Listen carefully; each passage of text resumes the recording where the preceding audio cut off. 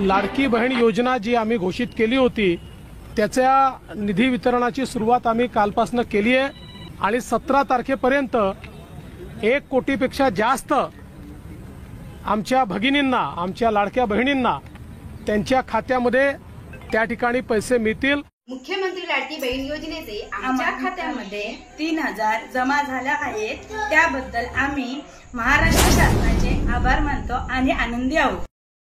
लाडक्या बहिणीबाबतीत सर्वात महत्त्वाचे अपडेट, होळीनिमित्त केले महत्त्वाचे घेतले निर्णय। आजची तारीख दिली आहे, पण सर्व बहिणीला पैसे कधी मिळणार?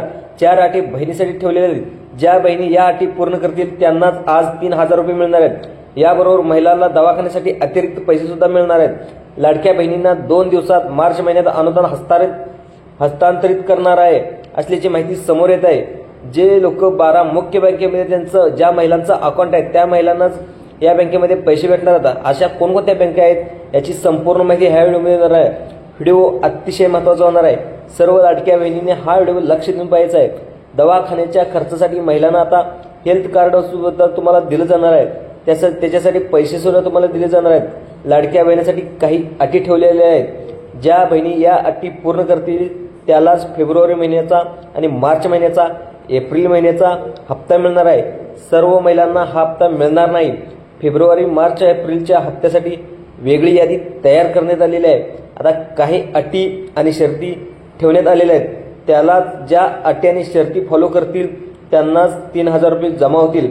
कारण 50 लाख बहिणींची योजना बंद झालेली आहे। अर्थसंकल्पामध्ये अजितदादा पवार यांनी 3600 कोटी मंजूर केलेले आहेत। 8वा आणि 9वा, 10वा हप्ता आजच मिळणार आहे। फेब्रुवारी, मार्च, एप्रिलचे तिन्ही हप्ते दिले जाणार आहेत। याची लक्षपूर्वक तुमचा आता जिल्हा त्यामध्ये आहे का? लक्षपूर्वक महिलांनो लक्ष द्या। तुमचा जिल्हा त्यामध्ये असू शकतो। 2 दिवसात सर्व राज्यात पैसे मिळून जाणार आहेत।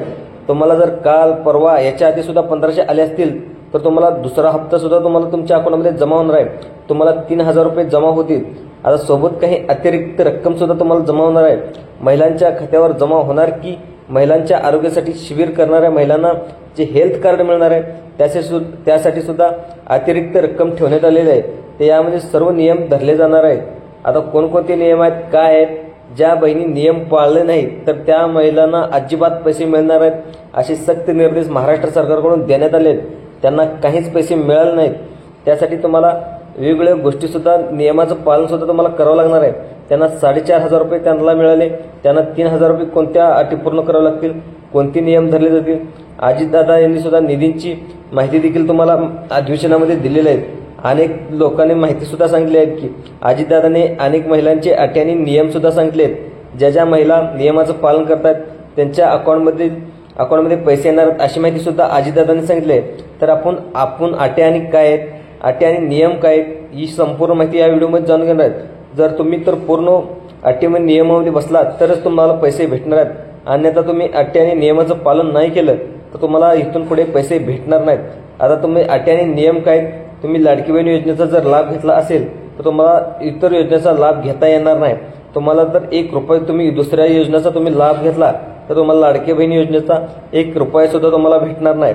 त्यामुळे तुम्ही ज्या दुसऱ्या योजना, संजय गांधी निराधार योजना असेल, नंतर वेगवेगळ्या योजना असेल, PM किसान योजना असेल, नमो शेतकरी योजना असेल, तुम्ही इतर कोणत्याही योजनेचा तुम्ही लाभ घेत असाल तर तुम्हाला इथून पुढे लाडकी बहीण योजनेचा हप्ता मिळणार नाही। तुम्ही कोणत्याही एक योजनेचा तुम्हाला लाभ घ्यावा लागणार आहे। तर दुसरी अट आहे, ज्या महिलांच्या नावावर 4 चाकी आहे त्या महिलांना सुद्धा इथून पुढे पैसे भेटणार नाहीत। ज्या महिलांचं उत्पन्न 2.5 लाखापेक्षा जास्त आहे अशा महिलांना सुद्धा इथून पुढे पैसे भेटणार नाहीत। तर तिसरा नियम आहे, ज्या महिलांच्या नावावर 4 चाकी आहे अशा महिलांना सुद्धा पैसे भेटणार नाहीत। तुम्ही अनेक नियम सुद्धा सांगितलेत। आता तुम्हाला कोणकोणती कामे करावी लागणार आहेत। एक अतिशय महत्त्वाचा नियम आहे, तो म्हणजे ज्या महिलांचे बँक अकाउंट आहे ते बँक अकाउंट आधार कार्डशी लिंक असणं हे सुद्धा अतिशय गरजेचं आहे। आधार कार्ड नंबर बँक लिंक असेल तरच तुम्हाला चेक करण्यासाठी तुम्हाला वेबसाईटला जाऊन चेक करू शकता। सगळ्यात मोठी अडचण अशी निर्माण झाली की त्यामुळे तुमच्या बहिणी अपात्र सुद्धा होत आहेत। त्यामध्ये पहिली अट आहे, जर तुम्हाला आधार कार्डवरचे नाव आणि तुमच्या बँक खात्यावरचे नाव एक आहे का हे लक्षपूर्वक पाहायचं आहे। तर तुमचं आधार कार्डवरचं नाव आणि तुमचं पासबुक शेजारी घेऊन पहा, एक्झॅक्टली चेक करा। जर नसेल तर तुम्हाला अजिबात पैसे तुम्हाला मिळणार नाहीत। आज 15 जिल्ह्यामध्ये पैसे यायला सुरुवात सुद्धा झाली आहे। जिल्ह्याची नवीन यादी सुद्धा तयार झाली आहे। आता कोणकोणते जिल्हे आहेत याच्याबद्दल सुद्धा तुम्हाला माहिती सांगणार आहे. जवळपास 15 जिल्हे कोणकोणते विशेष पैसे मिळणार आहेत या यादीनंतर तुम्हाला समजून जाईल. तुम्ही पैसे करण्यासाठी जाऊ शकता. तर संपूर्ण महाराष्ट्रापैकी आपण बघायला गेलो तर सुरुवात ती आहे रायगड जिल्ह्यापासून सुरुवात झाली आहे. तर रायगड जिल्ह्यामध्ये सर्वात आधी पैसे येतील. त्यानंतर पुढचा जिल्हा आहे तो म्हणजे सातारा जिल्ह्यामध्ये पैसे यायला सुरुवात होतील. सातारा जिल्ह्यापासून दुसरा जिल्हा येतो तो म्हणजे सोलापूर, धाराशिव, अहिल्यानगर, पुणे, ठाणे, नंतर मुंबई उपनगर अशा टप्प्याटप्प्याने जिल्ह्यामध्ये यायला पैसे यायला सुद्धा वाटप सुरुवात सुद्धा झाले आहे. तर इकडे बघितलं तर छत्रपती संभाजीनगर या जिल्ह्यामध्ये सुद्धा पैसे वाटप होणार आहे. नंतर बीड जिल्हा असेल, नंतर वेगवेगळे जिल्हे असेल, या 15 जिल्ह्यामध्ये पैसे यायला सुरुवात सुद्धा झाले आहेत. लाडकी बहीण योजनेचे जवळपास 40 ते 50% महिला आहेत त्या अनेक कारणामुळे वंचित राहिले आहेत. ज्यामध्ये आता कोणकोणत्या जिल्ह्यामध्ये सर्वात अगोदर पैसे होणार आहेत याच्याबद्दल सुद्धा तुम्हाला माहिती सांगणार आहे.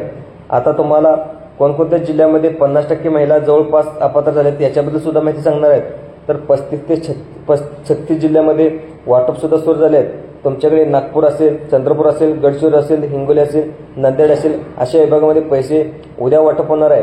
तर 15 ते 3,000 रुपये, 4,500 रुपये तुम्हाला जर कमेंट करायचे असेल तर तुम्हाला कोणकोणत्या जिल्ह्यामधून पैसे भेटले याच्याबद्दल सुद्धा तुम्ही माहिती कमेंट बॉक्समध्ये नोंदवा. तर तुम्ही इकडे बघितलं तर अकोला जिल्हा असेल, नंतर बुलढाणा जिल्हा असेल, वाशिम जिल्हा असेल या जिल्ह्यामध्ये सुद्धा पैसे जमा होणार आहेत. आता लगेच तुम्हाला एक काम करायचं आहे. ते काम कोणतं करायचं आहे तुम्हाला ह्या व्हिडिओमध्ये सांगतो. तर तुम्हाला कोणतं काम करायचं आहे लगेच तुम्ही करा. तर तुम्हाला 2100 रुपये आता कधी भेटणार हे तुम्ही विचार करत असाल तर तुम्हाला यामध्ये 2100 रुपये बजेट मंजूर झालेल्या ह्याच्यामध्ये 43,000 कोटीची तरतूद करण्यात आली आहे.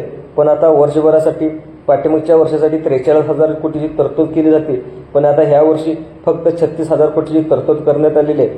त्यामुळे तुम्हाला जे 2100 रुपये तर सध्या डिसेंबरपर्यंत सुद्धा भेटणार नाहीत. तर आता त्यासाठी तुम्हाला तुम्ही पाहिला सुद्धा असेल जवळजवळ 46,000 महिलांना 3600 कोटी तुम्हाला मंजूर करण्यात आले. पण तुम्ही इथून पुढे 1500 हप्ते तर तुम्हाला डिसेंबरपर्यंत भेटतील. पण जे पुढचे हप्ते ते 2100 रुपये ते डिसेंबरपासून पुढे भेटतील. आज ज्यावेळेस मुख्यमंत्री देवेंद्र फडणवीस यांना प्रश्न केला असता तर त्यांनी सांगितले की आम्ही 1500 सुद्धा आम्ही देऊ, पण 2100च्या बाबतीत आम्ही एक वेगळा निर्णय घेऊ, त्याच्यावरती आम्ही विचार करत आहोत. तर हा अर्थसंकल्प 5 वर्षासाठी असतो.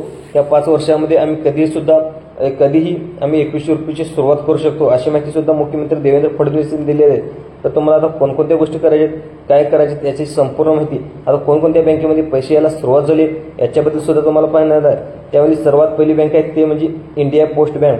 या ज्यांच्या महिलांचे अकाउंट इंडिया पोस्ट बँकेत म्हणजे आपल्या पोस्टामध्ये अकाउंट असतील अशा महिलांच्या अकाउंटमध्ये सर्वात पहिले पैसे यायला सुरुवात झालेली आहे. यामध्ये सगळ्यात महत्त्वाचा एक प्रॉब्लेम झाला आहे म्हणजे पैसे अकाउंटला आलेले असतात पण तुम्हाला मेसेज यायला थोडासा वेळ लागतो. त्यामध्ये वेळ लागत असल्यामुळे जे पोस्ट बँकेत पैसे येतात पण मेसेज त्या पोस्टाच्या बँक पासबुक आहे त्या पासबुकच्या पाठीमागे एक मिस कॉल दिला, तुम्ही त्या नंबरवरती कॉल केला तर तुमच्या अकाउंटमध्ये पैसे जमा झालेत का लगेच तुम्हाला कॉल करून सांगतात. तर तुम्हाला अनेक वेगवेगळा प्रॉब्लेम येतो. त्यामध्ये दुसरी बँक आहे ते म्हणजे SBI bank, state bank of India. या बँकेमध्ये सुद्धा सर्वात अगोदर पैसे यायला सुरुवात होते. ही बँक गव्हर्नमेंट असल्यामुळे, सरकारी बँक असल्यामुळे या बँकेत सुद्धा लवकर पैसे सर्व बँकेमध्ये पैसे येतात. पण जे मोठमोठ्या बँका ज्या नॅशनल बँक आहेत, सरकारी बँक अशा बँकेमध्ये सर्वात अगोदर पैसे यायला सुरुवात होते. ती दुसरी बँक म्हणजे ते म्हणजे bank of India. Bank of इंडियामध्ये सुद्धा सर्वात अगोदर पैसे यायला सुरुवात होतात. आता तुम्ही कोणकोणत्या बँकेमध्ये पैसे यायला थोडा वेळ लागतो ते म्हणजे ज्या बँकेमध्ये पतसंस्थेचं अकाउंट आहे, जिल्हा बँकेचं अकाउंट आहे अशा बँकेमध्ये पैसे यायला थोडासा वेळ लागतो.